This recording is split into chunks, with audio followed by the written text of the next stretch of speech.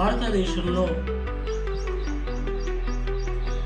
కులాలు, అంటరానితనం, పోషకాహార లోపం అనేటువంటి అంశాలు పిల్లల యొక్క ఎదుగుదల మీద ఎలాంటి ప్రభావం చూపింది, వాటి పరిస్థితులు, దానికి సంబంధించిన దారితీసినటువంటి అంశాలను పరిశోధన పత్రాల ద్వారా కొన్ని విషయాలు మనం ఇక్కడ తెలుసుకుందాం. భారతదేశంలో ఉండేటువంటి తల్లిదండ్రులు తీసుకునేటువంటి పోషకాహార పదార్థాలు, వారి యొక్క ఆర్థిక పరిస్థితి, వారి కుటుంబానికి సంబంధించినటువంటి మల విసర్జన అంశాలు, వారికి సంబంధించినటువంటి సామాజిక అంటరానితనం అనేటువంటి అంశాలు పిల్లల ఎదుగుదల మీద ఎక్కువ ప్రభావాన్ని చూపుతాయి.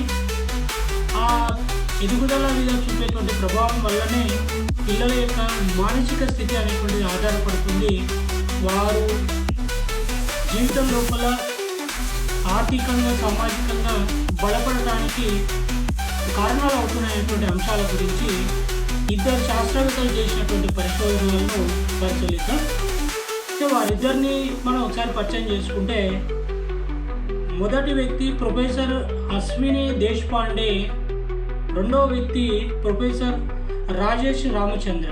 వీరిద్దరూ కూడా మరి కులము, అంటరానితనము, పోషకాహార లోపానికి మధ్య ఉండేటువంటి సంబంధాన్ని పరిశోధన పత్రాల ద్వారా వివరించడం అనేటువంటిది జరిగింది. అయితే వీరి యొక్క జర్నల్ అనేటువంటిది మరి journal of economic behaviour and organization అనేటువంటి ఒక జర్నల్లో 2025లో ప్రచురణ అనేటువంటిది కాబట్టి సంచలనాత్మకంగా మరి కొన్ని ఎవరు ఊహించినటువంటి విషయాలు అనేటువంటివి బయటపెట్టడం జరిగింది. అయితే వీరు చేసినటువంటి పరిశోధన ఆధారాన్ని మనం తీసుకుంటే, వీళ్ళు ఈ దేశంలో ఉండేటువంటి కుటుంబ ఆరోగ్య సర్వే వివరాలను ఆధారంగా చేసుకొని మరి ఇందులో ఉన్నటువంటి పరిశోధనలను చేయడం జరిగింది. అయితే ఇందులో వాళ్ళు పరిశోధన చేసింది కేవలం 0 నుండి 5 సంవత్సరాల లోపు ఉన్నటువంటి పిల్లలకు ఎదుగుదల, వారి యొక్క ఎత్తు, వారి యొక్క మానసిక స్థితి మీద పరిశోధన చేయడం అనేటువంటి జరిగింది. అట్లా పరిశోధన చేస్తే ఈ దేశంలో 585 జిల్లాల్లో పరిశోధన చేస్తే వారు 45,924 మంది ఎస్సీ కులాలకు సంబంధించినటువంటి పిల్లలపైన, అదేవిధంగా 29,132 అగ్ర కులాలకు సంబంధించినటువంటి పిల్లలపైన పరిశోధన చేయడం అనేటువంటి జరిగింది. ఇందులో 467 జిల్లాలలో ఉన్నటువంటి ఎస్సీ పిల్లలపైన, 369 జిల్లాల్లో ఉన్నటువంటి అగ్ర కులాల పిల్లలపైన పరిశోధన చేసిండ్రు. అంటే వీరు ఎస్సీ సామాజిక వర్గానికి సంబంధించినటువంటి పిల్లల యొక్క ఎదుగుదల మీద, మరి అగ్రకులసుల యొక్క పిల్లల యొక్క ఎదుగుదల, మానసిక స్థితి, మరి ఎత్తు ఏ విధంగా ఉన్నటువంటి అంశాలను మరి పరిశీలించడం అనేటువంటి జరిగింది. వారి పరిశోధన తేలినటువంటి అంశాలను మన ఈ వీడియోలో కల చూద్దాం. అయితే ఇక్కడ పిల్లల పోషకాహార లోపం అనేటువంటిది పేదరికము, ఆరోగ్య సంరక్షణకు సంబంధించినటువంటి అంశము కాదు, సామాజిక అంశాలు ముడిపడి ఉన్నాయని చెప్పేసి తెలుస్తుంది. అంటే సామాజిక అంశాలంటే కులము, అంటరానితనము, ఈ రెండు కూడా పిల్లల యొక్క ఎదుగుదల మీద, వారి యొక్క పోషకాహార లోపం మీద ఆధారపడేటువంటి అంశాలు అని చెప్పేసి వీరి పరిశోధనలో తేలినటువంటి ఒక ముఖ్యమైనటువంటి అంశం. అంటే ఎదుగుదల లోపం అనేది పిల్లలు వయసుకు తగ్గట్టు ఎత్తు ఉండదు.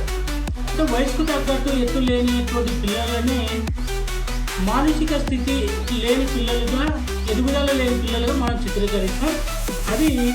అది దీర్ఘకాలిక పోషకాహార లోపం ఎట్లా వస్తుంది అని అంటే, ఇది ఖచ్చితంగా ఈ దీర్ఘకాలిక పోషకాహార లోపం ఉన్నటువంటి వారి యొక్క మెదడు ఎదుగుదల మీద, మానసిక స్థితి మీద, మరి వయోజన జీవితంలోని వారి యొక్క ఆర్థిక, సామాజిక స్థితిపైన ఆధారపడుతుంది.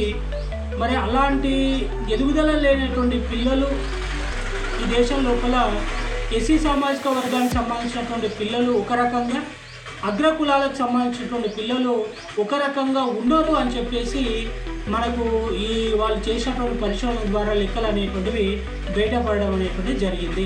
వీరిద్దరూ కూడా వింధ్యాచల్ పర్వత శ్రేణికి ఉత్తర భాగాన ఈ వింధ్య పర్వతాల ఇక దక్షిణ భాగాన ఉండేటువంటి దాదాపు 100 కిలోమీటర్ల లోపు ఎస్సీ సామాజిక వర్గాన్ని అగ్రకులాలకు సంబంధించినటువంటి కుటుంబాల మీద పిల్లల మీద పరిశోధనలు అనేటువంటి చేయడం జరిగింది. ఆ పరిశోధనలో ఉన్నటువంటి ముఖ్యమైనటువంటి సమాచారాన్ని మనం తెలుసుకుంటున్నాం.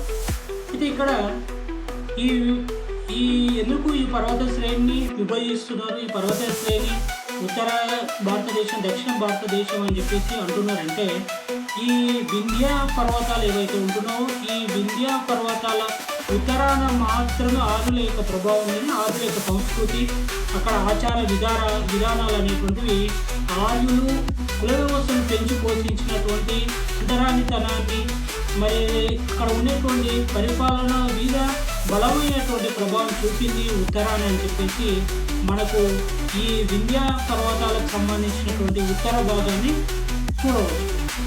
అదేవిధంగా దక్షిణ భాగం లోపల ఆర్యులు అనేటువంటిది ప్రవేశం అనేటువంటిది లేదు. ఇక్కడ దక్షిణ భాగం లోపల ద్రావిడ కల్చర్ అనేటువంటిది ఉంది. ఇది అంతకుముందుకే ఆర్యులకు సంబంధం లేకుండా బలమైనటువంటి సామాజిక రాజకీయ పరిస్థితి కలిగినటువంటి ప్రాంతం కాబట్టి ఈ ప్రాంతంలో ఆర్యుల యొక్క ప్రభావం అనేటువంటి చాలా తక్కువగా ఉన్నది.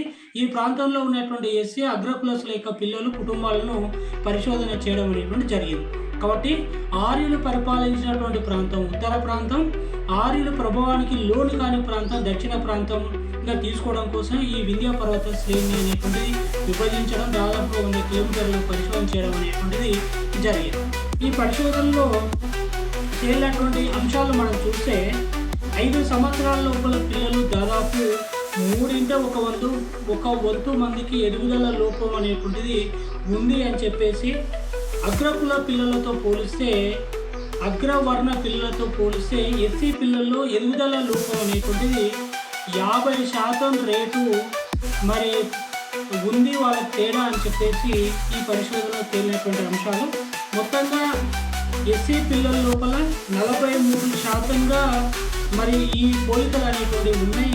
అగ్రవర్ణ పిల్లలలో మరి 29% అనేటువంటి పోలికలు అనేటువంటివి ఉన్నాయని చెప్పేసి ఇవి ఎక్కువగా బీహార్, ఛత్తీస్గఢ్, జార్ఖండ్, మధ్యప్రదేశ్, రాజస్థాన్ మరియు ఉత్తరప్రదేశ్లో ఈ పోలికలు అనేటువంటివి ఎక్కువగా ఉన్నాయని చెప్పేసి సూచించడం జరిగింది.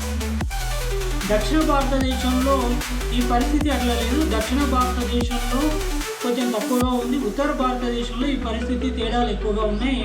మరి దక్షిణ భారతదేశంలో ఉండేటువంటి పరిస్థితి చూస్తే 24 జిల్లాల్లో ఎస్సీ పిల్లల యొక్క ఎదుగుదల లోపం కేవలం మరి 40% ఉంది. అక్కడ ఉత్తర భారతదేశంలో 50% రేట్ అనేటువంటిది ఉంది. అంటే ఇక్కడ వీరు చేసినటువంటిది కూడా భారత మానవ అభివృద్ధి సర్వే చేసినటువంటి రిపోర్ట్ ఆధారంగా పరిశీలిస్తే మధ్య మైదాన ప్రాంతాల్లో 49% తేడా ఉంటే ఉత్తర మధ్య మైదాన ప్రాంతాల్లో 40%గా కుటుంబాలు ముఖ్యంగా ఈ తేడా అనేటువంటిది అంటరానితనాన్ని మరి కుల వ్యవస్థ మీద ఆధారపడి ఉంటుంది. ఈ అంటరానితనం పాటిస్తున్నటువంటి కులాల ద్వారానే మరి ఉత్తర ప్రాంతము మధ్య ప్రాంతంలో ఎక్కువగా ఈ అంతరాలు అనేటువంటివి ఉన్నాయి. దక్షిణ ప్రాంతంలో ఈ అంటరానితనం కుల వ్యవస్థ కొంచెం తక్కువ ప్రభావం ఉండటం వల్ల ఈ దక్షిణ ప్రాంతం లోపల 17% కుటుంబాలు మాత్రమే ఈ బారిన మరి పడ్డవి అని చెప్పేసి సూచించడం జరిగింది. అయితే ఇక్కడ 74 గ్రామాల్లో దళితులకు ప్రైవేట్ ఆరోగ్య క్లినిక్లకు వెళ్ళట్లేదని చెప్పేసి 30-40% గ్రామాలు ప్రజారోగ్య కార్యక్రమాల్లో దళితుల నివాసాలను సందర్శించడానికి నిరాకరించిందని చెప్పేసి 15-20% గ్రామాల్లో దళితులు మరి ప్రభుత్వ కేంద్రాలకు ఆరోగ్య కేంద్రాలకు వెళ్ళలేకపోయారని చెప్పేసి సర్వేలో ఆయన సూచించడం అనేటువంటిది జరిగింది. అంటే దక్షిణాన నివసించేటువంటి పిల్లల యొక్క ఎత్తు ఉత్తరాన నివసించేటువంటి పిల్లల కంటే 62% 30% ఎక్కువగా ఉంటుంది. దక్షిణాన నివసించేటువంటి వారి పొడవు 30% ఎక్కువగా ఉంటుంది అని చెప్పేసి వీరి లెక్కల ద్వారా తేలడం అనేటువంటిది జరిగింది. అంటే దక్షిణాన నివసించేటువంటి ఎస్సీ పిల్లల యొక్క రేటు అనేటువంటిది ఎదుగుదల రేటు అనేటువంటిది తక్కువగా ఉంటుందని చెప్పేసి కూడా సూచించడం జరిగింది. అయితే ఇక్కడ ఈ వింధ్యాచల్ పర్వత ప్రాంతం లోపల నివసించేటువంటి పిల్లలకు మరి ఉత్తరాన ఉండేటువంటి అగ్రకులసుల పిల్లలైన దక్షిణాన ఉండేటువంటి అగ్రకులసుల పిల్లల్లో వ్యత్యాసాలు అనేటువంటివి పెద్ద తేడా లేవు. కేవలం ఎస్సీ సామాజిక వర్గానికి సంబంధించినటువంటి పిల్లల లోపలనే తేడాలు అనేటువంటి ఎక్కువ ఉన్నాయి. కానీ అగ్ర కులస్తులు అనేటువంటి పిల్లలకు ఉత్తరాన ఉన్న దక్షిణాన ఉన్న ఎలాంటి ఎదుగుదల లోపాలు లేవు, మానసిక స్థితి ఎదుగుదల లోపాలు లేవు, ఎత్తులో కూడా తేడా లేదు అని చెప్పేసి స్పష్టంగా వివరించడం జరిగింది. అంటరానితనానికి పిల్లల ఆరోగ్యానికి కూడా సంబంధం ఉంటుందని చెప్పేసి ఈ అంటరానితనం ఆచరణకు సంబంధించినటువంటి ఎత్తు కలిగి ఉంటుందని చెప్పేసి ఈ పరిశోధన ద్వారా సూచించడం జరిగింది. అంటరానితనం ఎక్కువగా ఉన్న ప్రాంతాల్లో పిల్లల యొక్క ఎత్తు తక్కువగా ఉందని, అంటరానితనం లేని ప్రాంతంలో పిల్లల ఎదుగుదల ఎక్కువగా ఉంది. అంటరానితనము మరి కులానికి సంబంధించినటువంటి వివక్ష లేని అగ్రకులస్తుల పిల్లల లోపల ఎదుగుదల అనేటువంటిది ఎక్కువగా ఉంది, మానసిక స్థాయి వికాసం ఎక్కువగా ఉంది, ఎత్తు కూడా ఎక్కువగా ఉన్నారు. వారి యొక్క మానసిక సామాజిక ఆర్థిక అంశాలపైన మరి ప్రభావం అనేటువంటి చూపుతుంది. వారు ఎస్సీ సామాజిక వర్గ పిల్లల కంటే మెరుగ్గా ఉన్నారు అని చెప్పేసి లెక్కలు ఇక్కడ ఉన్నటువంటి ఆధారాలు సూచిస్తున్నాయి. 91% మంది దళిత పిల్లలు మందులు వేసుకోవడం లేదని చెప్పేసి 94% ఏఎన్ఎంలు ఎస్సీ ఇళ్లకు రావడానికి నిరాకరిస్తున్నారని చెప్పేసి 93% ఆరోగ్య కార్యకర్తలు మందులు ఇచ్చేటప్పుడు దళితుల పిల్లలను ముట్టుకోవట్లేదని చెప్పేసి కూడా మరి సంచలనాత్మకమైనటువంటి మరి లెక్కలు అనేటువంటివి బయటపడడం జరిగింది.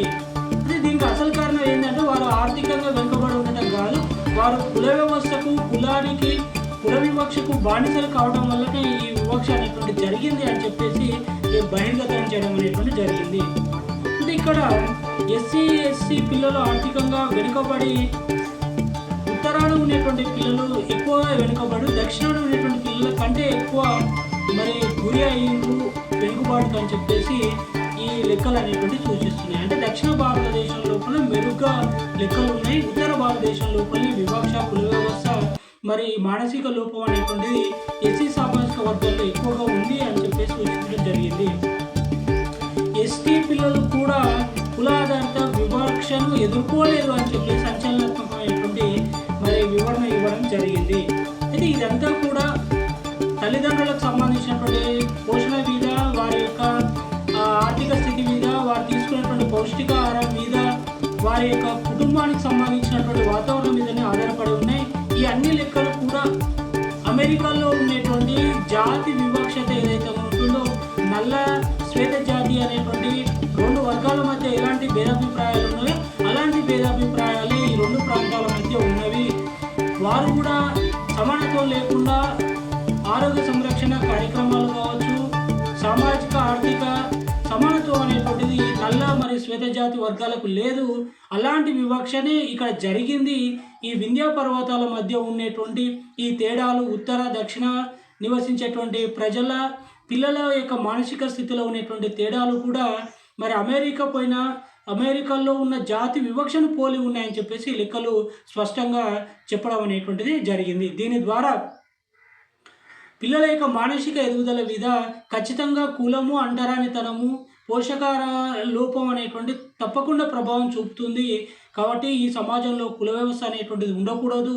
ఈ కుల వ్యవస్థ వల్లనే పిల్లలు అనేటువంటి ఆర్థికంగా, సామాజికంగా మరి మెరుగైనటువంటి మరి ఉన్నతమైనటువంటి వ్యక్తులుగా తయారు కావట్లేదు అని చెప్పేసి వీరు చేసినటువంటి పరిశోధన ద్వారా మనకు స్పష్టమవుతుంది. కాబట్టి ప్రతి ఒక్కరు కూడా కుల వ్యవస్థను వ్యతిరేకించాలి, అంటరానితనాన్ని పాటించకూడదు, పోషకాహారంతో కూడినటువంటి ఆహారాన్ని తీసుకోవాలని చెప్పేసి నేను సూచిస్తున్నాను. అయితే ఇక్కడ అశ్విని దేశపాండే,